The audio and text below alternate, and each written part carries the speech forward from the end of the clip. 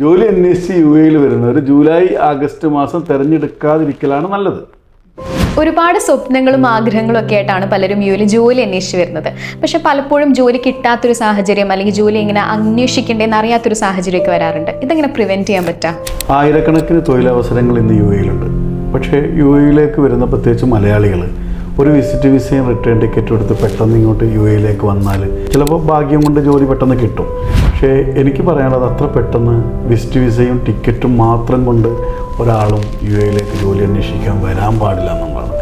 ആദ്യമായിട്ട് അവർ എന്താണോ അവർ പഠിച്ചത്, എത്ര വലിയ സർട്ടിഫിക്കറ്റ് എത്ര വലിയ കോഴ്സ് എടുത്തവരാണെങ്കിലും സ്വന്തം നാട്ടിൽ ഏറ്റവും കുറഞ്ഞത് ഒരു 6 മാസമെങ്കിലും ഏതെങ്കിലും ഒരു കമ്പനിയുടെ അണ്ടറിൽ ജോലിക്ക് ചെയ്യുക. സ്വന്തം സ്ഥാപനത്തിലോ അല്ലെ ഉപ്പാട സ്ഥാപനത്തിലോ വേറെ ബന്ധുക്കളുടെ സ്ഥാപനത്തിലോ അല്ലാതെ പുറത്തുള്ള ഒരാളെ കമ്പനിയിൽ ഒരു 6 മാസമെങ്കിലും ഏറ്റവും കുറഞ്ഞത് ജോലി ചെയ്തതിന് ശേഷം വേണം ജോലി അന്വേഷിച്ച് ദുബായിലേക്ക് വരാൻ. അപ്പോൾ വിസിറ്റിംഗിൽ യു എയിൽ ജോലി അന്വേഷിച്ച് വരുന്ന ഒരാൾ എന്തൊക്കെ കാര്യങ്ങളാണ് ശ്രദ്ധിക്കേണ്ടത്? അപ്പോൾ വിസിറ്റ് വിസയും ടിക്കറ്റും എന്തായാലും അവരുടെ കയ്യിലുണ്ടാവും. പാസ്പോർട്ടും വിസിറ്റ് വിസയും ടിക്കറ്റുമായിട്ടാണ് വരുന്നത്. അത് കൂടാതെ ഇവിടെ വന്നിട്ട് കുടുംബക്കാരുണ്ടാകും, ബന്ധുക്കളുണ്ട്, സുഹൃത്തുക്കളുണ്ട്. ഇവരുടെയൊക്കെയുള്ള പ്രതീക്ഷയിൽ ഇവിടെ വരുമ്പോൾ അവരുടെ ഒരുപാട് നെഗറ്റീവ് കമൻറ്റുകൾ കേൾക്കേണ്ടി വരും. പലരെയും ഡിപ്പെൻഡ് ചെയ്ത് നമ്മൾ താമസിക്കുകയും പലരെയും ഡിപ്പെൻഡ് ചെയ്ത് ഭക്ഷണം കഴിക്കുകയും ചെയ്യുമ്പോൾ വെള്ളത്തിന് കറണ്ട് ബില്ല്, വട്ടം, ഫുഡ് എന്നൊക്കെ പറഞ്ഞിട്ട് ഇങ്ങനെ കുറേ കമൻറ്റുകൾ കേൾക്കേണ്ടി വരും. അപ്പോൾ നമ്മൾ ആ കാര്യം ഒന്ന് കൃത്യമായിട്ട് എത്ര അടുത്ത ബന്ധുക്കളും സുഹൃത്തുക്കളും ഉണ്ടെങ്കിലും നമുക്ക് സ്വതന്ത്രമായിട്ട് 2 മാസം നല്ല എക്സിക്യൂട്ടീവ് ബെഡ് സ്പേസ് 500 ദിർഹംസിന് കിട്ടും.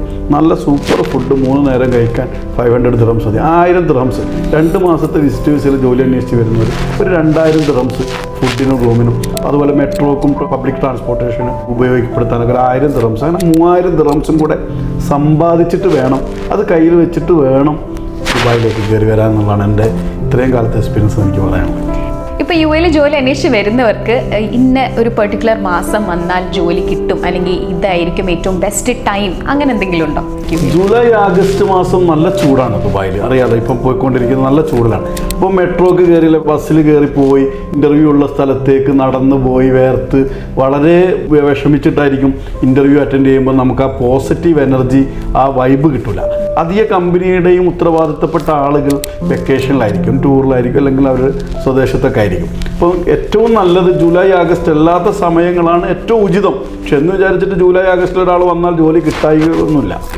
നമ്മൾ കംഫർട്ടബിൾ സോൺ ബ്രേക്ക് ചെയ്യുക എന്നുള്ളതാണ് നമ്മുടെ വീടിൻ്റെ അന്തരീക്ഷം, നമ്മുടെ ഭക്ഷണം, നമ്മുടെ കൂടപ്പിറപ്പുകളുമായിട്ടുള്ള സഹവാസം, ഇതെല്ലാം ബ്രേക്ക് ചെയ്തുകൊണ്ട് നമ്മുടെ ലക്ഷ്യത്തിലെത്താനുള്ള ഒരു മാനസിക തയ്യാറെടുപ്പാണ് നമ്മുടെ യാത്ര എന്ന് നാം ഉറപ്പിക്കുക.